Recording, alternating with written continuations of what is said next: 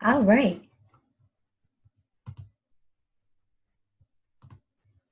Hello, everybody, and welcome to Mic Drop Monday with Dr. Elisa LaShell Harney.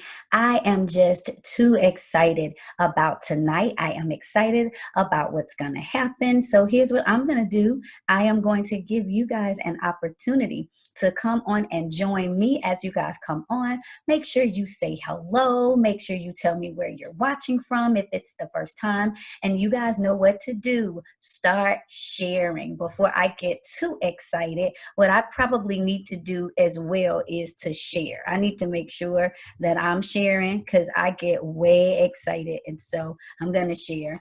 Make sure that you guys are doing that as well. Let me know that you can hear and see and everything is good. While we are hitting these share buttons, we want to make sure everybody is coming on. So you guys let us know if you can hear, if you can see. And again, say hello. We are so excited to kick off your week. It is going to be amazing. I'm letting everybody know to join us live. You guys do the same. Get your friends on, get your family on. If you have any groups that you know really would benefit from being a part of this, get them on because tonight's conversation is going to be amazing. So you're going to want your people on. So go ahead and start tagging them. Go ahead and start putting them on. Let them come in because, again, it's going to be awesome. If you at any point have wondered about who you are in this season, you feel like you're transitioning, you feel like, things are going to the next level, whatever the case may be, you are going to want to be a part of this broadcast because it really is going to be something else. So make sure, again, everybody, that you guys come on and share. I have a special guest. Thank you guys that are all joining live. Thank you guys for letting me know where you're watching. Look at everybody that's in the house. Hey, y'all. Welcome. Keep sharing because, again, tonight's going to be amazing. We are excited about kicking off your Monday. I am Dr. Elisa LaShell Harney, again, the empowerment specialist. This is Mic Drop Monday, and I call it Mic Drop Monday because every now and again, you need somebody that's going to come and just drop some things in your life, give you an aha moment, give you an opportunity to really be like, you know what, I didn't see that like that. I didn't think about like that. That never occurred to me. You just shifted my perspective about some things. And so it was a mic drop. That was a mic drop for me in my life. And so as we're dealing with this tonight, I got a couple of rules before I introduce my amazing guest. Just a few rules about Mic Drop Monday, because it's all about engagement. I really believe that the more interactive that we are in Mic Drop Monday, really the more that we will get out of it. So just a couple of rules. Number one, if any of us say something, if it's me, if it's my special guest, and we say something profound, something that you said, you know what, that was a mic drop, do me a favor, either type in the word mic drop or throw some microphone emojis out there. Let us know that we are dropping the mic. Secondly, if we say something and you know, wow, that's exactly where I am, do me a favor and type in 3 words. I see me. Let me know, you know what, here it is. I see myself in that. That is exactly what I'm dealing with. That is exactly what I'm going through. And then last but not least, we're going to say some things that I believe is really going to resonate with you. Feel free to type those in the comments, because even if you come back and somebody is watching the replay, I believe that it's something that's just going to benefit, something that's just really going to allow them to just really get some affirmations. And so again, I'm excited about tonight. I'm excited about all of you guys that are watching. I believe that this is really going to shift your life out of your now into your next, because tonight we're dealing with perception. Tonight we are dealing with who do men say that you are, and we're dealing with what do you say about yourself. We really are going to deal with perspective tonight. And so I am just thrilled to have a very special guest. Thank all of you all for sharing. I'm always so humbled and so grateful when you all come on, when you share. Thank you so much. I appreciate you all. And again, you can tag your friends, put them in certain groups that you believe that really can use a dose of empowerment. You guys know I built my platform off of the preface that you can't fix what you won't face. And so tonight we're going to have some help, some hope, and some healing. So I'm excited about bringing my special guest up, and I just can't wait for us to really tag team and put some stuff out there there tonight. It is none other than, listen, I don't even know what I ought to call her. She is the transformational coach. She is a business strategist. My friend, Pastor Shun Strickland, I'm excited. Let's see if we can bring her on and get her in here. So that we can tag team and really shift y'all tonight, because I believe that it's going to be powerful. Where are you, Pastor Shun? Are you in the house? Can you see me? Listen, I'm too excited to have you Hey, on. can you see me? I can see you just fine. Okay. All right. So everybody listen, this is Pastor Shun, and I know a lot of you all that came on from her platform already are familiar with exactly who she is, but I have a lot of people that she is new to, and so I am excited to be able to bring her on and introduce her to you guys. Again, like I said, she is a transformational coach, and it's so relevant for now because we're going to be dealing with that tonight. We're really going to be dealing with transformation, and again, she's also a business strategist and a pastor. So Pastor Shun, say hello to the people. Hello. I'm really glad to be here tonight. I am too excited about this. So listen, guys, as we move forward in this, you all know what to do. Like I said, as you're coming on, make sure that you share, make sure you tag your people, but make sure that you put your comments out there, because I believe, again, that tonight it's going to be really, really powerful. And so let me just go ahead and jump in. Thanks so many of you guys that are joining and watching. We're sharing on our platforms. Make sure you guys do the same. So listen, tonight we're talking about this thing. Who do you think you are? And now, Shun, I know if you're like me, when we hear that phrase, a lot of the times it's almost like we hear it in this negative way. We almost hear it like a challenge. Who do you think you are? And so tonight, though, we're kind of shifting it a little bit, and we really are going to ask you a question. Who do you think you are? Because I think sometimes we get so offended when we hear somebody like, well, who do you think you are? And then the truth is we don't even have a clap back for the people, because when we think about, well, who do I think I am? And so when you say that, really historically, when you think about it, when we hear this, well, who do you think you are? Don't you sometimes feel like it's a challenge? Like, you know what? Are you challenging me? Who do I think I am? What do you think about just even that phrase? No, I think you're right. And I think that typically when people say it, it's done to put you in your place. Yes. They're like, I've decided how big you can be. I've decided what you can accomplish. And now, who do you think you are that you would step outside of what I have said is okay for you? Right. So I think that's why we feel the resistance, because it's not meant like, girl, who you think you are? It's not meant from that place. It really is meant from that get back in your space, girl. There you go. It's really meant get back in your place. And I think the other part about that is when you don't know who you are, that will set you back. That will make you say, you know what? Who am I trying to be? Who is that? And I think sometimes that's why it's so challenging for us when we hear that, because we've heard it so many times in our lives. People challenging us like, wait a minute, you do something new, you get a new haircut, you try, you shift your outfit and you start, really trying to walk out the purpose. And it's like, easy. Who do you think you are? Do you find that a lot of the times that only comes up, it seems to only come up in certain times of our lives, right? Oh yeah. I mean, I don't know who I heard say it first, but they said, be careful of letting people put a period where God put a comma. So what I see is that people, typically if someone is saying, who do you think you are? It is because you have added something. You have done something in a different way than they are used to seeing you. And so, and that's why it is important for us to know what God has put on the inside of us. Because when we know what God has put on the inside of us, then when God adds the comma and the comma and the comma, right? We're like, no, I actually am all these things because that's what my Father said about me.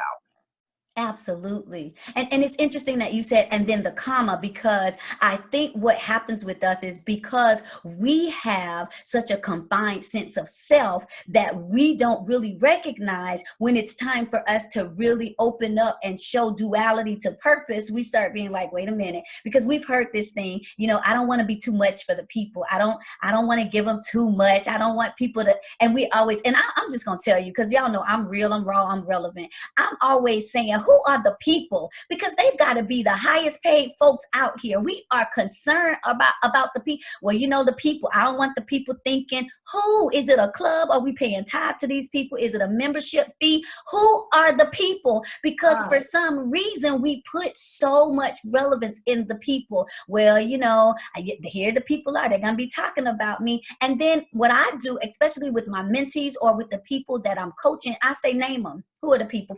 I want to hear their names. Who? And it's so funny that when you put that out there, most people are like, well, the people. No. Who? Because you're basing who you can be and what you can do off of somebody's opinion. Name them, call them out. And so why do you think it's so hard for us to really hone into the people? Like, who is the people? I don't know who that is. So it's interesting because as you were talking, I had a thought, and it reminded me of when kids are little. And you'll ask a kid, what do they want to be? And they'll say, I want to be a ballerina, I want to be an astronaut, and I'll be a fireman. And someone will say, you can't be all of that, pick one. Wow. And typically the reason that I think this discovering the duality, the fullness of who we are is so difficult is that typically our first limitations have come from people who love us. They're not haters. They want to protect us. They don't want us to injure ourselves. They don't want us to set our sights too high and fail. And so what they try to do is they try to restrict us, hoping that it will help us get success, right? Mm-hmm. And so it starts early. I've got 5 kids, and I can remember early on having to say to my friends or to their grandparents, no, they can be anything they want to be. Mm-hmm. Maybe they can't be it all at one time, but don't tell them they can't do these 27 things, right? Mm-hmm. And I think the other thing is that the world is changing. Yes. I was raised by my grandmother. In my grandmother's day, you went to a job, you stayed at that job 25, 30 years, you retired, they gave you a gold watch, a celebration, and retirement, right?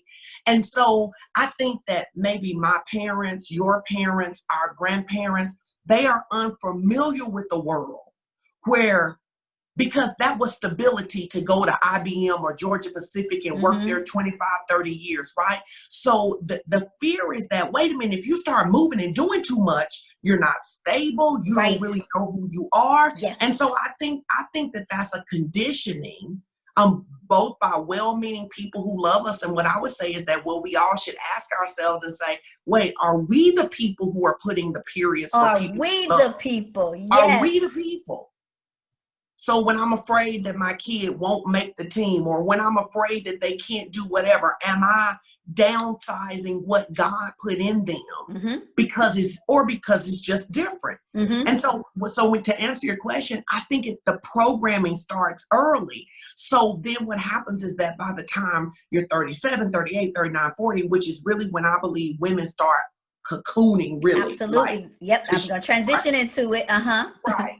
And then now you got to dismantle, because the other thing that we've done is, and you and I talked about this, is we've said, I don't care what people think about me. Oh, yeah. Oh, we do.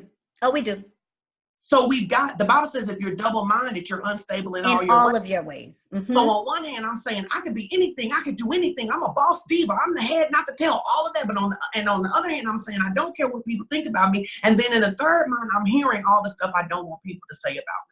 Absolutely. And you know what, Shun, that brings me to a point, and that's really, really good. I have this chapter in my book, Tainted Reflections, called The Masquerade of Mediocrity. And we talked about this before. And when we think about a masquerade ball, is we like the concept of that because we get to hide who we are and be who everybody else will see us as. So we are masquerading, but we don't understand that what we're masquerading in, though, is mediocrity, not our greatness, not the fullness of our potential. We're masquerading in mediocrity. And it sounds something like this. We'll say things like, and I've said this before, we masquerade in mediocrity because we are afraid of a couple of things. We're afraid of criticism. But you know, one of the things I tell people is people are always going to talk about what they don't know, can't understand, or are unable to do.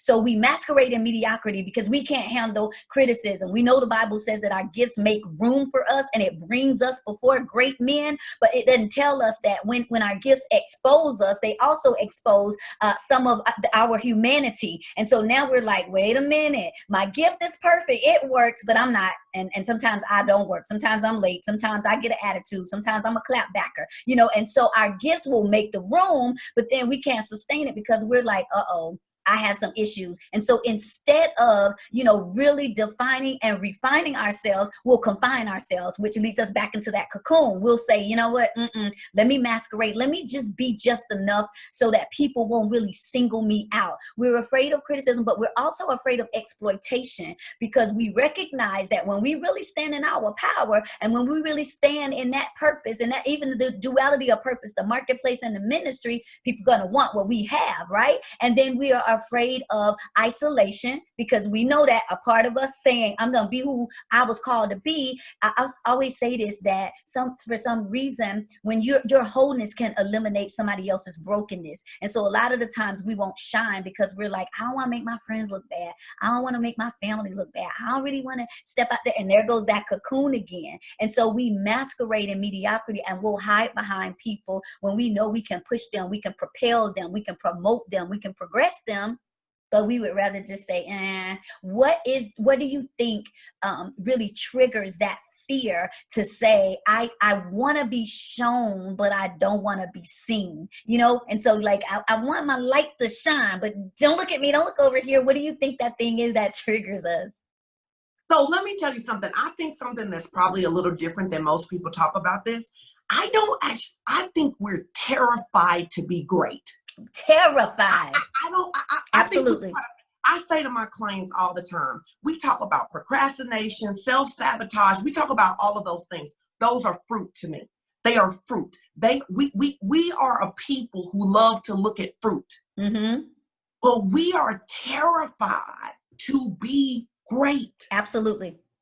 And what's crazy is most of us probably, I know that most of the people who are watching with me, they're believers. And so what happens is we go to church, we talk about how great God is, we talk about how we're created in his image, we talk about how we're created in his likeness, as Jesus is in the world, so is he. There is nothing mediocre about God, there was nothing mediocre about Jesus, but we are terrified of our greatness. Absolutely. Now, I think there's a very religious reason for that. The religious reason for that is that many of us who grew up in church grew up with things like, you better not steal God's glory. So like, yes, ma'am. I say this all the time. The church is the only place you can't admit you're good at something. Absolutely. It's the only place. The only place. You can say you want to be the best salesperson. You can say you want to be the best teacher. You can say you want to be the best core. But literally, it burns me up, right? You're about to get into my soapbox. Right? Like, like you'll tell somebody they can really sing. And they'll go, it's just the Lord. And I always say to them, I got the Lord. I can't sing like that. So that's not true. It's not true. And so what happens is that because when we don't have a correct interpretation of the heart of God, and then we think that God is some kind of schizophrenic, fragile in his identity self, and that, you know what, if Doc get too much attention, the Lord got to give you leprosy on your left hand in order to bring you back down. Absolutely. And I went in a house one time. The Lord teaches me with a lot of visuals, a lot of dreams and stuff. And I went in a house one time. I love to look at houses. There was a house in there and it had this beautiful crown molding. And as I kept walking through the house, I kept saying, this crown molding is so beautiful. And the Holy Spirit says to me, he says, Sean, there is no way you can celebrate that crown without celebrating the crown maker, even if you don't know the crown maker. Come on, ma'am. And he was like, when you let your light shine, you put me on blast, even if the people don't know me. Absolutely. And if you shine enough, somebody will ask you how you do that. Absolutely. So we think that we are doing God some noble favor by being broke, by having raggedy marriages. We love a struggle gospel. We love a always going through. And listen, Don't even get me started how deeply rooted that is in slavery. Absolutely. That it's like the better by and by, we don't know. And then God is now, we're in a season where God is saying, wake up. Wake up. Wake up. Arise. And shine. For your light has come. Get Listen, up. I love this because it's going right into the whole reason why we came together for this. And it's an interesting story. I'm going to share it with you guys. One of the things that I listen for are words, because, they kind of, to me, they really affirm like, yeah, that's the vein.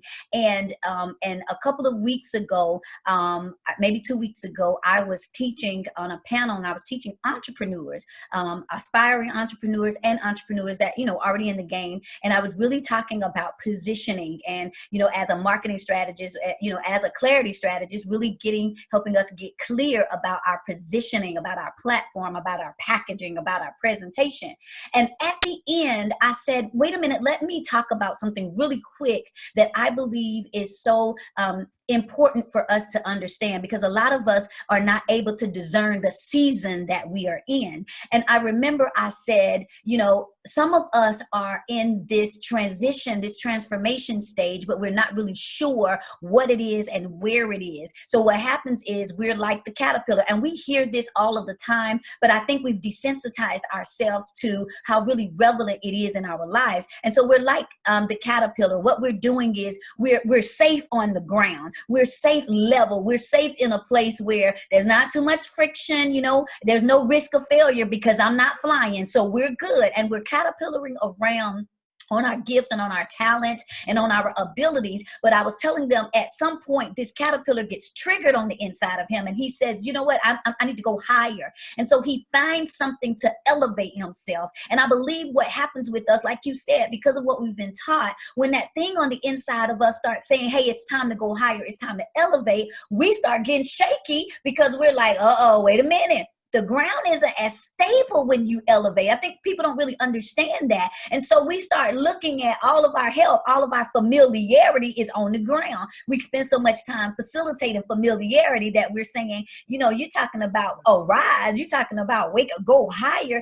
There is something up there that's not going to be as stable. And I think what happens for us is when we begin to climb and when we begin to do what that butterfly does, which is he starts, like you said, going to this cocooning state. He takes all of this stuff in and then he cocoons. And I think for a lot of us, we don't understand or recognize that the cocooning state sometimes, when we're shut off from people, when we're shut off from what's familiar, when we're shut off from the things that cycle where we are in this cycle of stagnation or this cycle of inertia where there's motion and there's no movement. I think the cocooning is to put blinders on for a minute. You're looking, you're comparing, you're looking at stuff, you're trying to judge things, you're trying to do all of this, and I'm trying to do a work on the inside of you. Then when we come out of the cocoon, we don't even recognize that there are now wings on the back of us, but everybody else can see something is different. And so we've been so stuck and so stunned by the fact that we just got finished being isolated that we don't even realize that the elevation has also turned into transformation.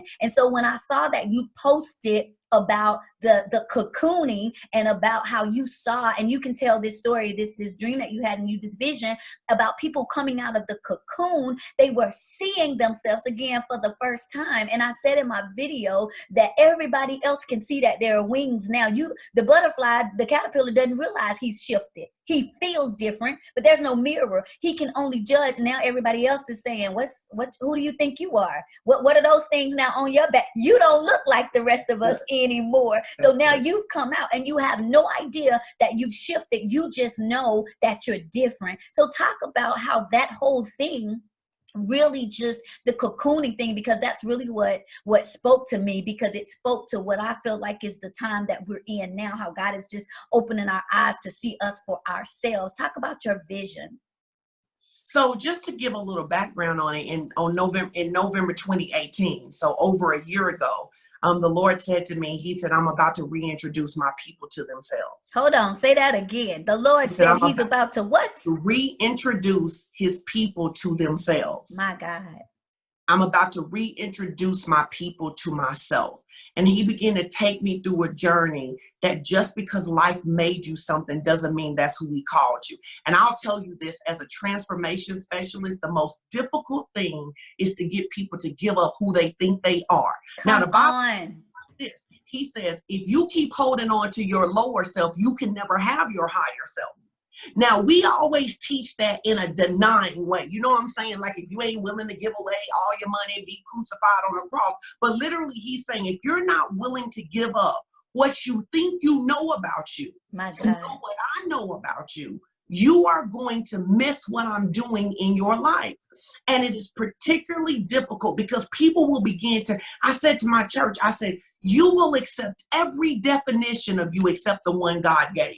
Come on. People tell you that you're slow. People can tell you that you're an empath. They can tell you that you're a 7 on the Enneagram. They can tell you anything. But if the Lord says you're fearfully and wonderfully made, you're created for wealth, you're operating in wisdom, you're called to be a whatever. Who, me? Nope, not me. Not me. Not me. And so he said, I'm about to reintroduce my people to themselves. That to me is an invitation. He's like, I'm about to pull on you. You don't have to go, because he's given us choice. But there are people all over this world right now who are feeling a stirring that they cannot articulate. All they know is the jacket that used to fit doesn't fit anymore. All they know, and some of it seems physical. It's like, you need to cut your hair. You need a different hair color. You changing up your wardrobe. Something is happening on the inside of you, and it's causing something on the outside of you to change, but you still sometimes don't have language for it. Yes. So he kind of, I mean, literally everywhere I would go, I would see people. I would watch people. He say, I'm reintroducing them to themselves. So this went on for about a year. And then in January, it got real strong. I'm about to read. We just entered into something. And my husband gave a word that really confirmed that. He said, in this season, God is bringing us into agreement, alignment, and advancement. Yes. Agreement, alignment, and advancement. And he talked about how advancement is different from acceleration, because advancement is a rank. Yes. It's a place. It's a rank. Can we have acceleration? Many of us have prayed for acceleration, but we didn't have any rank. We don't even know what we accelerated for. Come on, ma'am, with rank. Right. And that's a whole nother video we can do about rank and order get a part two. And, you know, right, rank and order in the kingdom. And I don't care how common you think everybody else is. Everybody doesn't have the same position. No. In the kingdom. And so God is doing some work that's bringing people into different levels of advancement. Yes. Different ranks in the kingdom. Now that means if God is going to elevate you, then that means if you were in the military and you were a private and you get elevated to a private first class, then you don't hang and move the same way you used to, because now you've been elevated to a different place. Yes. Now, so he says to me the other morning, the thing that I posted about, he showed me 2 visions. One was people coming out of cocoons. But the one that really got me was he showed me a clip from a movie. And in the movie, it was a Russian lady who seemed like a housewife. And then she got a call and got activated. And then she could fight. She could do all of this different stuff that you didn't know was in her before. And he said, that's what I'm doing. I'm waking my people up. Now, if you go Old Testament, New Testament, constantly there's a lot of talk about waking up, arise and shine, come up out of this place. Here's the thing. Once God wakes you, it's your choice whether you move or not. Absolutely. Which I'm so glad, again, segue right in. That's where I am seeing a lot of the disparity. That's where there's a discrepancy, I think, of purpose, is because a lot of people are in this place where they're saying, I think I'm stuck. I think I don't know. And it always seems to happen after they recognize all of the parts that are in them. They're saying, wait a minute, I just recognize that I'm not just this, but I am also this. And but why is there no momentum now? And so I feel like in this hour, one of the things that we're called to do, like you said, is the activation. And so what we have to think about is, well, what is it if we're coming into an awareness of purpose, if we're coming into an awareness of assignment, then what is it that is keeping us stagnant? What is it that is keeping us stuck? What is it that is keeping us still? And I think that's the part, and you and I spoke about this before we were talking about what's going on the outside. What is causing us to have this? And somebody asked about the title of my book. It was Tainted Reflections. What is causing us to have this really skewed perception of who we are? Because God is saying, here is who I called you to be. And we're saying, yeah, I get that. I understand that. But for some reason, I'm not able to move into it. And we talked about some of the reasons why we're stuck is because the truth is, and you alluded to this earlier, we're defined, our first definition of who we are is based on what somebody else says about us.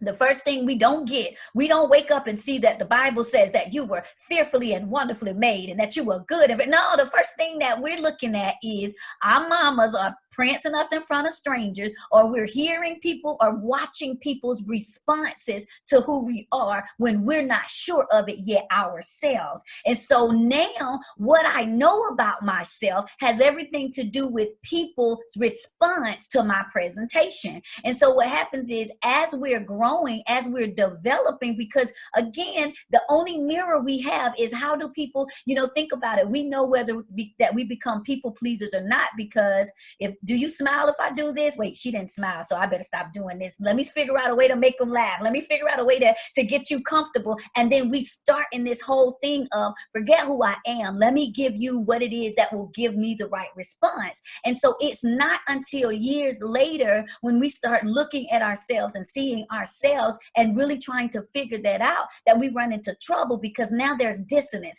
Now what I'm seeing might not necessarily be in alignment with who you said I was. So you might have said, and we said this earlier, because you were afraid to fly, the only thing you present to me is failure, the possibility of failure. Because you were afraid to progress, the only thing you have to introduce me to is procrastination. Hey, I wouldn't move that quick if I were you. Hey, I wouldn't trust them that quick if I were you. Hey, I wouldn't go so fast if I were you. And so again, so now we're in this internal struggle with, if I move forward, am I now out of line? Because the people, especially if you were brought up old school, will make you feel like everything you do, you are a renegade, you are out of order. This is not in alignment of what God said. What are you doing? And so I think sometimes before we can really fly, we get to that, we know that it's not just fight or flight, it's fight, flight, or freeze. And I think a lot of us or a lot of people have been stuck in freeze mode. Like, you know what? I want to move forward, but and so we get this, like you said, and I teach it all the time, this fear of success, because again, I think people have done enough to cultivate our idea of what failure looks like. But and I know as a transformational coach, you have this resistance to people when you try to introduce to them what does success look like. And it's almost like, that goes against what I think. And so how do you help them reconcile what they've always known to what the reality of the truth is? Like, how do you help reconcile that?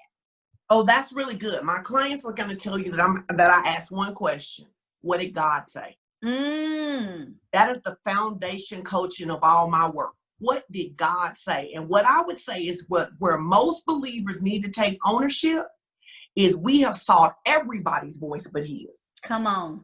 We want a prophetic word. We want the pastor to lay hands on us. We want our parents to approve, our husband to approve, our best friend to approve. But God is our creator. Yes. What did he say? And what I believe is that he told me this years ago. He said, if you get hungry and thirsty, I got to feed you. Now, we don't really want to have this conversation, but I do transformational work, right? The reality of it is that most of us want something better, but we're not hungry enough to shed the chains that are holding us hostage. We're not hungry enough to walk through the pain. We're not hungry enough to be deemed rebellious. We're not hungry enough for it. So what we want God to do is to bring our destiny to us and sit it on us in the middle of our comfort zone where we go do absolutely nothing with. Absolutely nothing. Now, that's so the good conversation that people really don't want to have. And particularly, it's easier. I say, you know, it's easier to go to church. And I'm a pastor. I love church. I grew up in church. I can shout with the best of us. I can pray. I love church. You hear me? I am a church girl. But what I have found about many believers is that they use church like a drug to get high so they don't have to do work. Come on. So you're going to go to church. You got 27 people you watching their lives. Everybody telling you it's your season, it's your time. You got 25 memes. You got stickers everywhere. But when we say apply to school, the Lord said go back to school. The Lord said go back to school. Apply to school. Well, I'm just waiting on the Lord. No. That's not what you're doing. What you are doing is bull crapping. Now, I don't know no biblical way to say that. You're bull crapping. And somebody needs to tell you that you are as young today as you are ever going to be. And you have wasted your life. And when I say waste, I don't mean you haven't done any back, but this is the thing that kind of drives me, right? I may be weird, but I'm like, if God called you to be a doctor, but you were scared to go to medical school and you're a teacher and you touched a lot of people, I still think God is going to ask you, but baby, why wouldn't you be a doctor? Didn't you trust me? Come on. And so for me, it's like, I just made a decision. I am willing to walk through the persecution because the reality of it is first of all, I tell people, you talking about people talking about you, they're going to talk about you anyway. If they're talking about you, they're going to talk about you anyway. Come on now. But I have just decided that it doesn't mean I haven't cried over it. It doesn't mean I haven't been disappointed. It doesn't mean that it hasn't taken my appetite away. But I have decided that when I stand before the Father, I want him to say, not Shun, you was a good person, you didn't cuss. Not Shun, you went to church 52 Sundays every year. But I want him to say, Shun, I'm pleased with what you did with what I put in you. With what I put in you. You did that, Shun Strickland. I'm proud of you. Yes. And you know I think the truth of it is that most people don't value his pleasure. Absolutely. That is, you said something, and I just got to put a pin in that. You said something because it resonates with something I just said a couple of weeks ago at a church that I was invited to speak that Sunday. You said it's almost like the drug. I was talking about from relapse to recovery. And I was saying that I was talking about the experiment that they did, the researchers did with the mice, that they put them in a cage and they had the food, the water, and then on the other side of the cage, they had drugs. And so as long as the mice didn't know the drugs were there, they went straight to the food because they recognized it. You know, this was the food, this was the water. They went to it and they were nourished. But as soon as they wandered over there and they found the drugs, what happened? They realized that the drugs gave them a feeling, and they got so addicted to the feeling that they forgot about the food. And so here is where the revelation in our addictions come from, right? So this is our revelation. This is where it comes from. We get so addicted to the feeling sometimes of fear, the feeling sometimes of failure, the feeling sometimes of inadequacy, the feeling sometimes of insufficiency, that we forget about the food. His food is his word. It nourishes us. The bread of heaven, the life force, which is the water, right? I ain't trying to preach, but I'm just telling, we get addicted to the feeling and we forget about the food. And so then we wonder why we are so spiritually malnourished and why we don't have the strength and why we don't have the fortitude to walk out our purpose, because again, we got addicted to feeling. This is why we go back to things that pacify us intellectually, and they pacify us physically, they pacify us sexually, they pacify us financially, but they're not doing anything for our soul. They're not doing anything for our purpose. They're not doing anything to shift us out of our now into our next, because we forgot about the food. And so what we have to do in this level of transformation as we're shifting, sometimes, and what the researchers said that gave me this revelation, they said what we did then was we took the drugs out of the cage.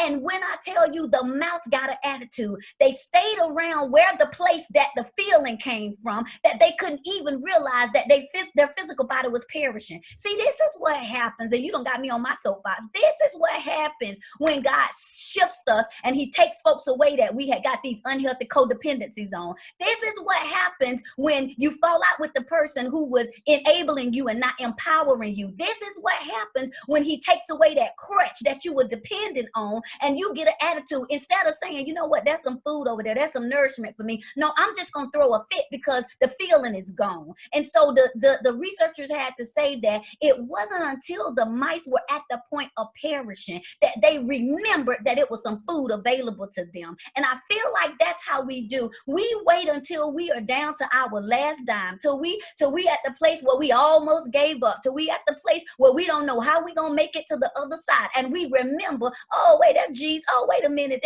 he did say his strength was made perfect in weakness. Oh wait a minute, he did say greater is he, because we got addicted to the feeling and we forgot about the food. And so when you said that addiction, I was like, let me throw my little 2 cents in on that, because that was revelatory to me. No, I need everybody. They need to mic drop you right now for that. Mic drop. Somebody mic drop for me, because I can't mic drop right now. But you said something that's so good. Man, listen, you got to talk, and I just felt the presence of God. Because here's the psychological part of that. Come on through. You think a thought, that thought releases a chemical. That chemical triggers a feeling. Yes. So when people don't realize you're addicted to being sad. You're addicted to being the victim. And hear me. Now, listen, I'm not saying you want to be. Nobody on crack want to be. Nobody on meth wants to be. But when you play that over and over again, you train your body to crave rejection. Okay, if you've been rejected and you got high off rejection, you crave rejection. Now you start creating rejection where there is no rejection. Come on now. Now we said something about you, girl. We weren't talking about you. We weren't talking about you. And so this thing is that. So then that's when God says, "Come, let me show you who you are," because you don't know. Then that's when John 15 comes in, where he says, "All right. Everything that's not fruitful, I'm going to cut it. Cut. Everything that is fruitful, I'm going to cut it." So either way, I'm going to cut you. I'm going to cut you. Because I'm looking for something. I'm looking for something. Listen. And the other problem for a lot of people is that they believe your standard. He's gotten on to me about this. Shun Strickland. Your standard is not being better than you used to be. The standard is to be like Christ. My God. So you feeling all good, because I'll be like, because Lord, before I would have, baby girl, come here, baby, let me talk to you. Come here, let me holler at you a minute. That's not the standard. The standard is not who you used to be. The standard is that you have been created in the image of the Most High God. Come on. And you talk about dissonance. When are we going to deal with the dissonance? That we go to church on Sunday and say, God can do anything, but he can't get you back in school. No. God can do anything, but he can't heal your marriage. God can do anything, but he can't teach you how to run a business. Come on. So that's how you know we're using it as a high. We're using it as an escape. You have to get hungry for something else. For something. And you know what? Pause right there. And the reason why I know that's so profound, because in that same analogy, even after the mice figured out that they needed the food and the water, they kept going back to the place where they got the feeling. I know there's food, it's sufficient, but let me just go back to the place to see if it's still there. And I feel like what happens is sometimes man, listen, if we were in church, I would say, I can't get no help in here. We go back to that place. We're saying, what I have is sufficient. It's now enough to sustain me so that I can grow, so that I can transform. But Let me just go check back. Let me go check in and see what y'all think about what I should be doing. How y'all feel about what I got going on? Let me just go see, because just in case I get a flutter of that feeling. And it's so powerful that you said one of the things that we'll do is we'll recreate the feeling for it to pacify us. And we stay in this cycle of stagnation just for it to pacify us. And I think we don't understand sometimes how we create these unhealthy codependencies just because it doesn't release us to go after who we're supposed to be. It doesn't release us to walk in our authenticity. And I think, you said this, we don't want to go through that purging and pruning stage. But can I tell you, the other part is that we don't want to go through getting dried out. We don't want to go through the detox. We don't want to go through withdrawal symptoms, because see, when we get isolated, when we get that Isle of Patmos experience, and then everybody is cut off, and we think that God is doing us wrong, and he's trying to preserve us, that cocooning again, he's saying, listen, you're so addicted to the feeling. Now I'm going to isolate you. Now you're going through a season, and this is for somebody, I do feel a prophetic flow. You're going through a season. Nobody is saying, recommending you. Nobody is complimenting you. Nobody is affirming who you are. Nobody looks like they see you. You're going through this place. I feel invisible. I feel nobody sees me. I feel like I'm in this place. I'm out here in the wilderness, and God is saying, no, what's happening is you're going through withdrawal. No, what's happening is you're going through a spiritual, emotional detox. No, what's happening is I'm pulling away all of those things that had you flunking for the feeling. And so what I'm trying to do is create some spiritual stamina on the inside of you. What I'm trying to do is create some faith fortitude on the inside of you, because I need you to operate in purpose even when there's not a feeling attached to it. And so I think that's the part that gets us all in ourselves, because we feel like that's rejection, and it's really protection, right? And it's shifting us out of this now into our next.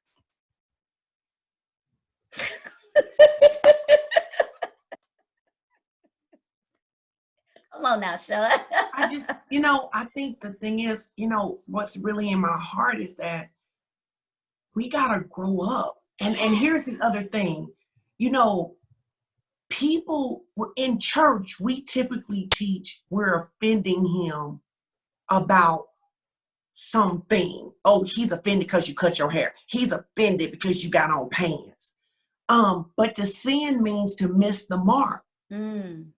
So if he's called you to be great, that's why you need grace and mercy. First of all, I just want to say, I don't want nobody to feel condemned. I do want you to feel aggravated enough that you say you go get up and do something. But that's why you need grace and mercy, because literally if God is saying, hey, I've called you to impact this industry, to impact this realm, to impact this space, and you're sitting here playing small, it don't matter how many people patting you on the back, because the Father's like, think about this. When Jesus walked the earth, everybody had a place they wanted Jesus to stay. Yep. Everybody had a job they wanted Jesus to do. They wanted to make him a rabbi, the chief rabbi. They wanted to make him a king. They wanted to make him the governor. They had all of these things. Why didn't he do it? Jesus says something so important that I live by. He says, I only do what I see the Father doing. I only say what I hear the Father is saying. Now, this is just for free. Part of the reason that we can't get any maturity is because believers don't even realize your word's not your own. We're in the kingdom. We belong to God. That means because we're talking about advancement in rank. I had a friend that was very high in the military, and he didn't like the current administration. He said, but because of my position, I cannot give an opinion publicly that is contrary. Yes. Come on, ma'am. Come on, ma'am. That's a whole word, ma'am.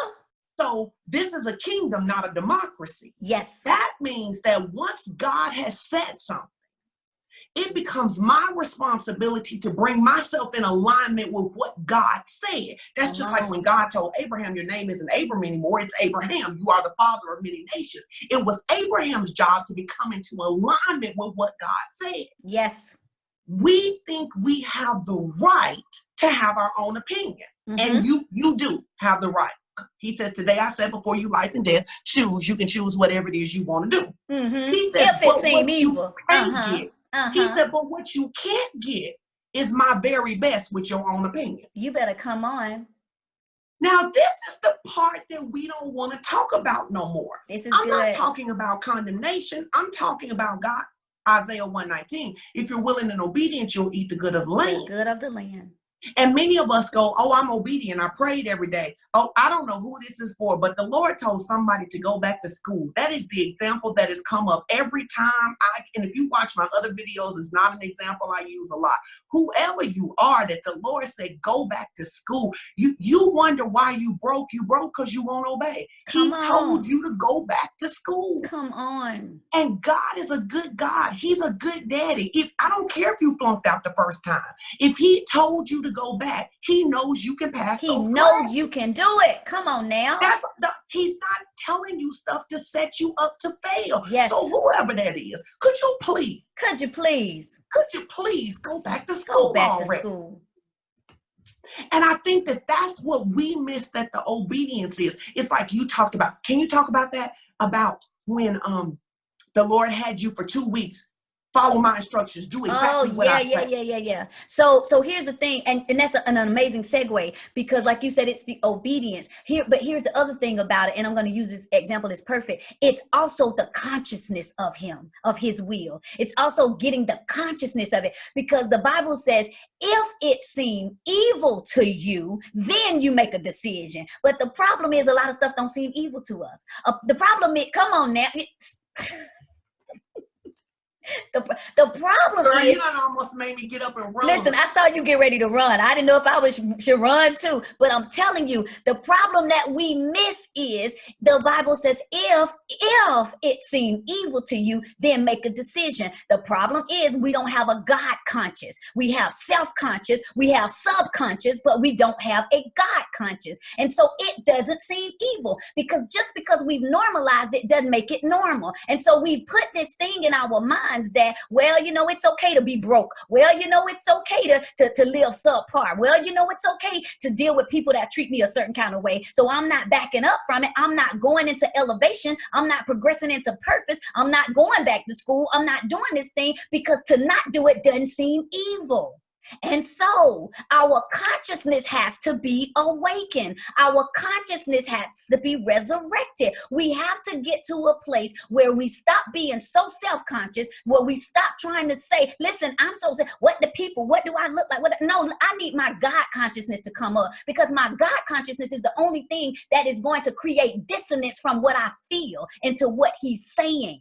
Man, I hope I'm helping somebody. And so let me just remix it. When it seems evil to you, you'll make a decision. When it seems evil to you, you'll get out that relationship. I'm talking to somebody. When it seems evil to you, you will go ahead and walk out that purpose that he gave to you, when it seems evil. And so right now, you need to ask God, somebody here, God, elevate my consciousness, open up my consciousness. And you need to start denouncing your self-consciousness and stop letting your subconsciousness talk to you in your dreams and your sleep, and wake up and think it was from the Lord, when that was just your subconsciousness showing out on you because you wouldn't listen. Wake up and say, what is your consciousness? The Bible says that we need to have the mind of Christ. If we had the mind of Christ, we could make a decision about what seemed evil, because we would have his consciousness.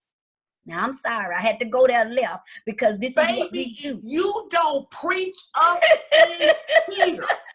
Which is why, after salvation, the most beautiful gift we have is the Holy Ghost. He says, I will lead you into all truth. I'll teach you whether it's true or not.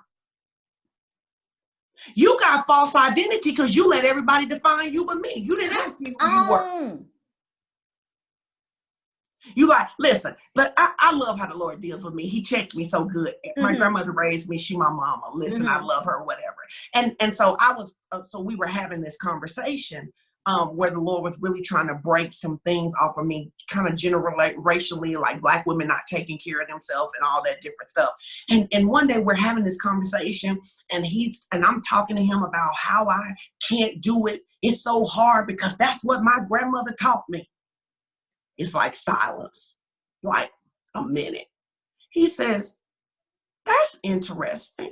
He said, because your grandmama taught you to wear stockings to church every week, but you don't do that. Ooh. And then he said this to me. He says, so what is it about this thing that you're so tied to? that you Mm-hmm. don't want to untangle it. Mm-hmm. It didn't seem evil to you. It didn't That's see. what it See, didn't seem you evil to see, you. it did, and that's It, why. That's why, going back to what you had said about what I was talking to you about, when God wanted to, I have this thing now because I believe that fear. I've always said this, that fear creates a facade of failure, right? So because we have fear, we know it didn't come from God. Fear creates this facade. We're a fantasy sometimes. We just sit around and we fantasize about failing. We fantasize about, it's not gonna work. And so I said, how do I overcome fear and purpose? How do I overcome? He said, the answer is simple. You free fall into faith. I said, hold on, wait a minute. Nobody preached that to me. I'm not sure. He said, you free fall into faith. See, what happens is the reason why there is not God consciousness, the reason why we can't stand up into who we are, because again, there is that self-consciousness. There is that, wait a minute. He's saying, jump. No, I need to see some stairs because I need to see a plan. I need a strategy. You need to spell this thing out to me, God. And he's saying, you really want to trust me? You really want my will? You really want to show up as who you are? Free fall. And he said, what happens when people free fall? They put their hand on their chest, they close their eyes, and they just let it slip. They don't know who's going to catch them. They don't know what's behind them. They just trust that he's got them. We know the word says that if I make my bed in hell, he's there. If I take up the wings of the morning, he is there. And so we say it, we preach it, we sing it, but we don't trust him because we won't free fall into faith. And so what he did for me for 2 weeks, he said, here is how we're going to do this. You're now in a boot camp. This is a Holy Ghost boot camp. And this is what you're going to do. You're going to learn how to follow orders better. And I said, wait a minute, God, I am obedient because I practice being obedient. And he said, yeah, you obedient, but delayed obedience is still disobedience. You try to do it when you feel like doing it, and it ain't about the feeling. So forfeit the feeling and free fall into faith, right? So every morning I'm getting up and he's saying, here you go, put on a red shirt. Wait, but God, I got a coach and that don't look. And I was like, oh, there it is. So I'm putting on the red shirt. I put on the red shirt. The red shirt has a word on it. I sit down to coach and the person says, oh my God. God was just dealing with me with that. He'll say, call somebody. And I'm like, yeah, but I'm busy. And I call them. They'll say, you know what?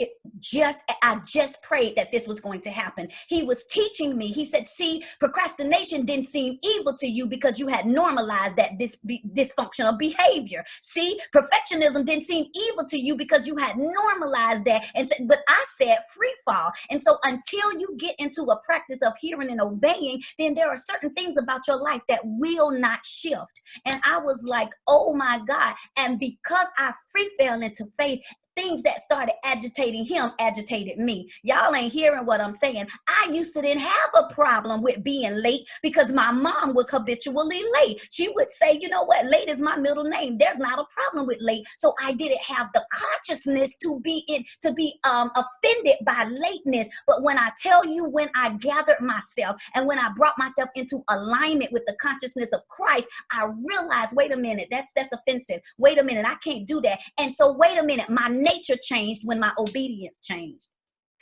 Listen, that's just who I am. That's just how I was brought up. That's just what I've always done. No, see, we take on a new nature when we become one with him. And when I grabbed his consciousness and I let go of that self-consciousness, what aggravated him aggravated me, and stuff starts seeming evil to me, and I made decisions.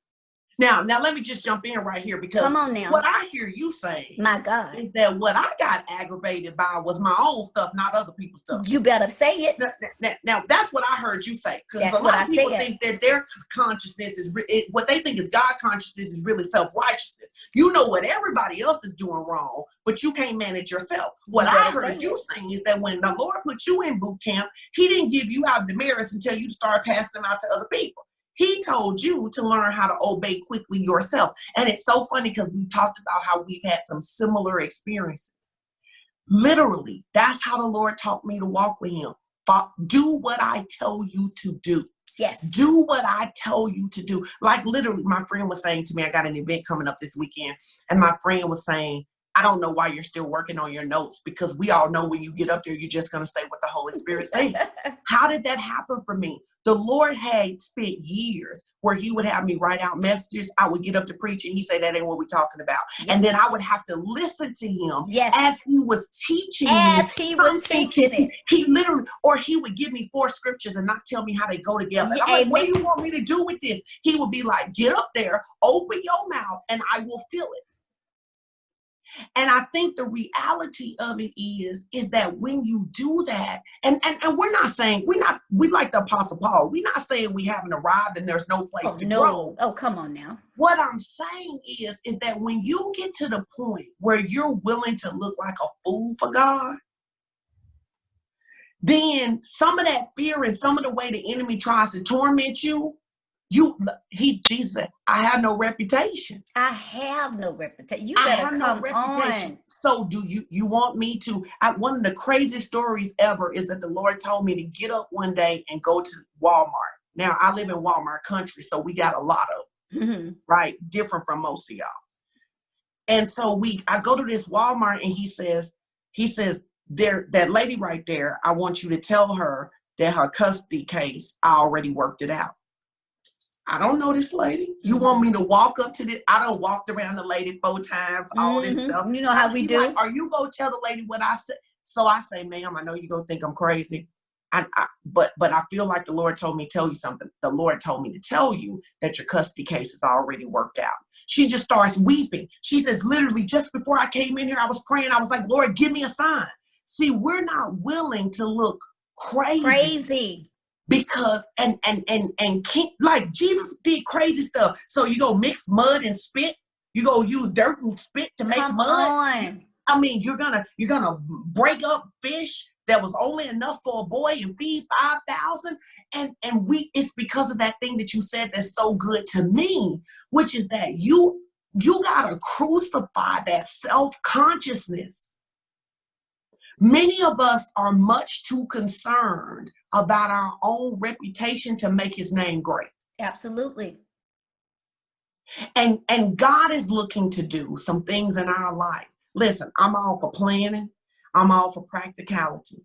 But I know that in this season, God desires to do things that you can't say nothing but God did that. He did that. He did. You can't say my plan did that. You can't say my strategy did. All you can say is he did that. He did. And what happened is that you just, to me, this is how I see relationship with God and purpose and blessings and all of that. It's like a treasure. It's like a treasure hunt. Like if they send you on a treasure hunt, the gifts are already there. Come on. The gifts are there. But if they say to you, if your husband says to you, baby, go to the mall, go to Victoria's Secrets and go in the second dressing room. And you go to Torrid and go in the third dressing room, you like, he ain't show up. He didn't show up. Follow instructions. Damn. The provision follows his word. Yes. So when he says to go to this place, he's already made provision. He's already made provision. But I won't do that if I haven't crucified my right to be God in my own life. Yes. And most of us really struggle. I told you the other day, I handled a situation. The Lord was like, yeah, that ain't how we handle that. That other people would be impressed. I'm not. Not me. And really what I would say is that when you start walking in that kind of intimacy with God, I don't know about you, but I have literally felt like, do you not have anybody else to talk to about the stuff they do? It ain't nobody in this whole planet. Nobody else you gonna tell me. My baby be saying he just whisper everybody's secrets. Should I be like, whoa, hey, I got enough issues. And so I think that if we're really talking about who do you think you are? Yes. The only person who can tell you who you are is the one who created you. Listen, Shun, you know what? You remember, and we just talked about this. And I'm going to close because I know we're at our end. I'm going to close with this just because it was one of the things we talked about. Being willing to look like a fool, being willing to just free fall into faith. One of my live segments, and you were on it, I said, y'all, this is going to be the craziest mic drop. God has showed me how a horror movie, The Lion King, The Prodigal Son, and a personal testimony from my life is literally going to show you about purpose. And you said, and other people were like, first of all, I don't even like horror movies. Second of all, I don't even see. And I was like, God, you're not going to give me any notes. You're going to just, I don't do that wing it stuff. He's like, yeah, you're going to free fall. And I remember starting talking about this and just hearing the more I went and trusted him and just did the free fall, the more it came. And by the time I got to the end, I didn't even know what the conclusion of the matter was. But the conclusion of the matter was simply this: you cannot go to a person to get your purpose. You got to go back home for that. You got to go back home for that. And so, and the whole point of what I was teaching about was I was sharing with everybody how no matter how I got out in life, my daddy always told me, you can always come back home. And so it didn't matter. I got besides myself, I'm going to college. I'm about to be great. Got my whole, and listen, got out there, acted a fool, messed up, and had to come back home. And my daddy said, you can come back home. Got out again, got married, had kids. It went left. And I was like, now, God, I got me and baggage. Now I have evidence of my disobedience. And now my daddy still said, listen, you get them and everything attached to you, and you can always come back home. And so what happens is when we get that God consciousness, we realize my purpose was never found in the people. My purpose was never even found in all of these things that I thought I could do or should do or the people said. At the end of the day, it wasn't until I got back home that I recognized, wait a minute, at the end of the day, it didn't matter if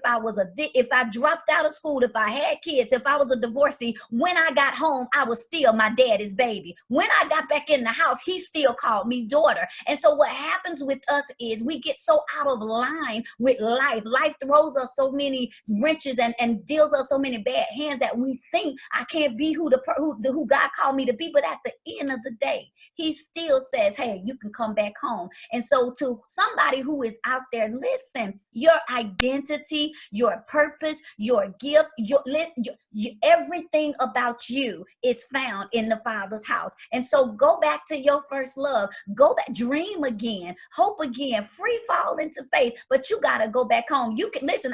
Shun is amazing. She's a transformational coach. I am an amazing clarity strategist. But at the end of the day, if you want to know who you are, you got to go home for that. You got to go back to the person who made you, who knows the hairs on your head. You've got to go to the person. I was just reading today in Psalms when David says, you already have in chronological order my days on paper. You literally saw the ending of a thing from the beginning. And so before he grew you, he knew you. And so we get caught up in who we feel like we've grown to be. And he was like, child, I knew that first. Come home, come back home so I can equip you, so I can elevate you, so I can give you what you need to walk out your purpose. And so I'm just grateful, and I'm going to let Shun give us some closing words if she has them. But thank every one of you guys that came on, that shared. Of course, y'all know we got some stuff we going to be doing. We already been talking. We got some stuff coming down the pipeline. And of course, we're going to do this again because I just believe that we literally are hearing the heart of the Father in this season. And so I just want to thank you all that came and that joined us for this Mic Drop Monday. Again, I'm Dr. Elisa LaShell Harney. You can find me every single Monday right here on Facebook at 9 p.m. Shun's going to tell you about what she does on Monday as well, her Mindset Monday. And make sure if you're watching and you've never heard of Shun, she is amazing. Her name is tagged in the comment or in the subject line. Make sure you go follow her page because when I tell you, listen, she ain't playing the radio with your purpose, with who you called to be, with what you're called to do. And I believe that she literally will help shift you out of your now into your next. And so thank you so much, Shun, for coming on and sharing and gracing this platform with me. Everybody stay connected. Y'all follow us on all our social media handles. We would love, and if this message, if this helped you in any kind of way, listen, do me a favor, share it, tell somebody about it. Take what it is that you got and say it to somebody else, and make sure that you don't just take this and bottle it up, but that you got it free. So give it away. So say, listen, this blessed me, and I believe you need to connect with these people. This is what you need to do, because that's kingdom. That's kingdom. So again, thank you, Shun. Anything, tell the people about where they can find you, whatever you have going on next, and how they can connect with you. So I just wanted to say one thing about what you said, and then I'll tell them what you said. No, Okay. first, thank you so much for the opportunity. I appreciate this. It was so much fun. I knew the other night when we talked, I was like, man, ain't no point in us having no agenda. We just gonna do what we do. But I wanted to say to the person, because when you were talking about how many times you came home, it brought up the prodigal son. The prodigal son actually came to himself. The prodigal son came to himself. And I just want to tell you this. I was reading this at the beginning of the year and it made me weep. That the reason the father went to the edge of the town every day is because if the town people saw the son first, they could stone him for his disobedience. Come on, revelation. So when he threw himself around his son, Jesus, he was taking his shame. So I want to say to you, for those of you who think you missed it, some of you missed it out of the church, but I want to talk to those of you who feel like you missed it in the church. In the church, that was me. You were like Martha, you were encumbered with much serving. Wherever your shame came from, Jesus. The Father has taken it. Whether you had a baby, whether you were molested, whether you were abused, whether you gave up on yourself, whether you flunked out of school, got divorced, struggled with your sexuality, I don't care. Father, through the Lord Jesus Christ, took your shame. Thank you, God. And on behalf of the Father, I implore you today, go home. Come back home. Come home. The table is spread. Come home. You out there struggling and your daddy got all kind of provision for you. So that's what I wanted to say. Please come home. I'm praying for you to come home. He is not mad at you. He just wants you to come home. My God. And so how can you find me? You can find me on these platforms. I'm Shun Strickland or Sean Dennis Strickland. You know, I do a program called Relentless, and it's going to be coming. I'm going to be doing a tour. So after I have my live event here this week, and then I'll be announcing the tour dates. But I can tell you that I plan to be in Atlanta in May. And so I'd love to see some of you guys in Atlanta. And I'm excited. I'm praying for you. I'm believing, God, that you would be reintroduced to yourself. And I pray that there would be a separation from everything that's trying to keep you from your destiny. Yes. That even what used to satisfy you will not satisfy you. And that you will go home and let the Father do a good work in you. And so I just pray for you. And I just bless you and thank you for listening today. And I'm excited and I love this. I knew this was going to be amazing. Y'all, thank y'all again for watching. I told y'all Mic Drop Monday is a place of help, of hope, and healing. And I believe that if you listen and you open up your heart, that it is there. If you need to reach out to us and get us in our inbox and just share how amazing this was, do that. Spread the word. Let people know that this was impactful, but at the same time, it was transformational because we're helpers one to another. And so thank you again for being here. My friend, Sean, I'm so grateful. This is not the last time, y'all gonna see us do what we do, but make sure if there are some people that are watching the replay, thank y'all so much. So once again, this is Mic Drop Monday. I am Dr. Elisa LaShell Harney. I hope that you got to the place where you realize, wait a minute, I can't fix what I won't face. But when I do, there it is, that help, that hope, and that healing. Blessings, peace. May the favor of the Lord overtake your life. Until next time, we'll see y'all again.